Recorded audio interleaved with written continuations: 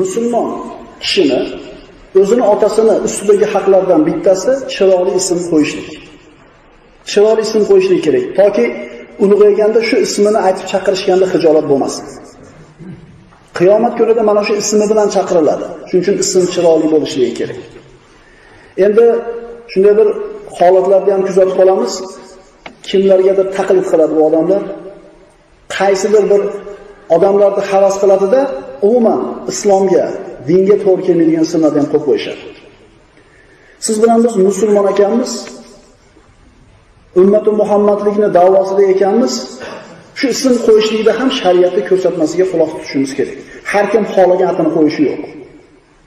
Alhamdulillah, hozir bir oxirgi bir 10 yilda bu yoqda odamlar albatta ism qo'yishlikda bir maslahat so'rayapti kerak. Qanday ism qo'ysam bo'ladi? Avval qo'yaveradi to'g'ri kelgan narsani. O'ylamasdi odamlar. Falonchiga o'xshasa bo'lsa tappat atini qo'yib qo'yadi. Uning atida ma'no bormi yo'qmi farqi yo'q. Bilaylikki, bu farzandlarga qo'yiladigan ismning ichida mustahab bo'lgan ama ismlar bor, makruh bo'lgan ismlar bor, harom bo'lgan ismlar bor. Bilamizmi shu narsalarni? Bir farzand dunyoga kelmasdan turib unga ism tanlashlik mumkin. O'g'il bo'lsa bunday qo'yamiz, qiz bo'lsa bunday qo'yamiz. Chunki Alloh taolo Qur'onda aytadi: "Ya Zakariya, inna nubashshiruka bi g'ulamin ismuhu Yahya."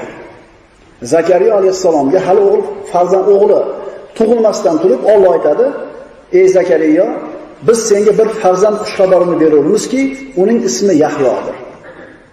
Uning ismi Yahyo. Yahyo ismini Alloh taolo o'zi qo'ygan. Demak, mana shundan ma'lum bo'ladiki, hali tug'ilmagan bolaga at tanlashlik mumkin.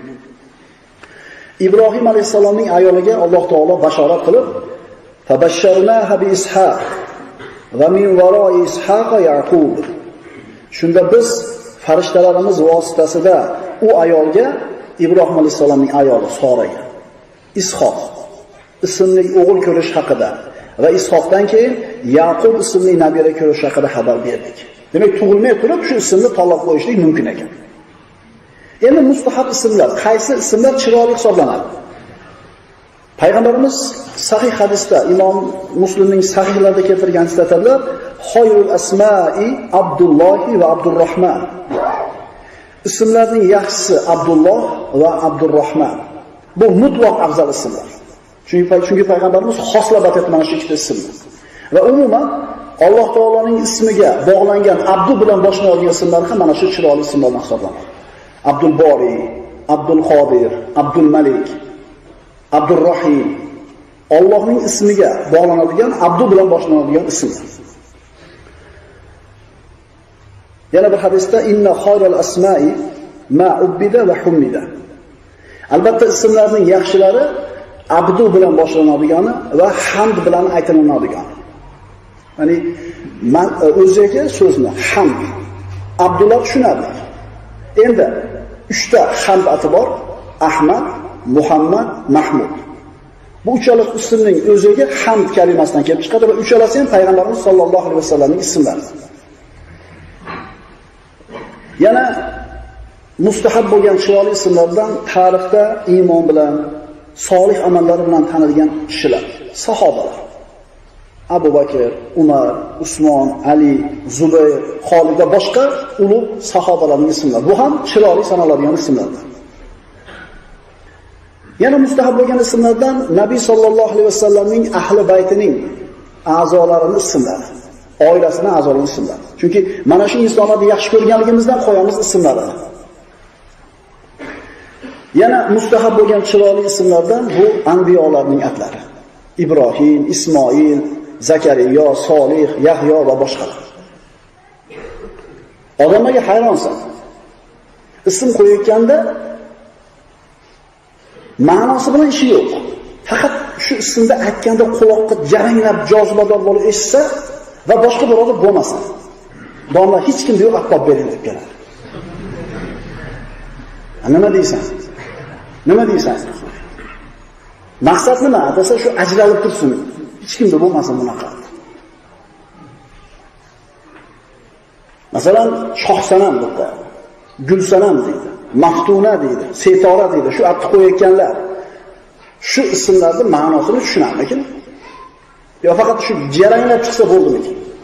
Musulmon odam bo'ladigan bo'lsa, o'ylanishligi kerak bu ismning orqasida nima bor.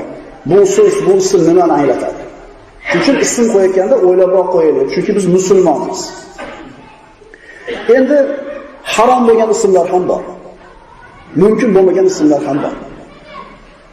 Qala Nabiy sallallohu alayhi vasallam: "Inna ahna ism indallohi subhanahu va ta'ala rajulun tusamma bi shahanshah, ay malikil amlak."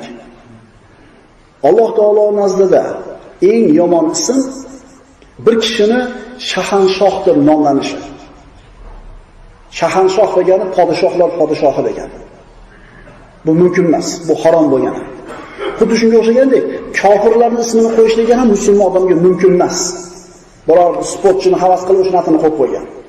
yoki qavarda bir serialda biror atni eshitib chiroyli o'tirib qolgan qulog'iga shart qo'yib qo'ygan. Bu otalar sizlarni chiroyli ism qo'yishinglar farzandinglarni sizlar ustinglardagi haqqi, sizlar xohlaganinglarni qila olmaysizlar. Agar musulmon bo'lsanglar. Shariatga to'g'ri keladimi, kelmaydimi? So'raymiz, keyin bu ismni qo'yamiz. Makruh ismlardan qaysilar desa, shu ismi bilan masxara bo'lishlikka sabab bo'ladi. Shu ismini aytib turib odamlar ustidan kuladi. Mana shu ism makruh hisoblanadi. Farzandlarga chiroyli ism qo'yishlik kerak, chunki qiyomatda mana shu ismi bilan chaqiriladi ular.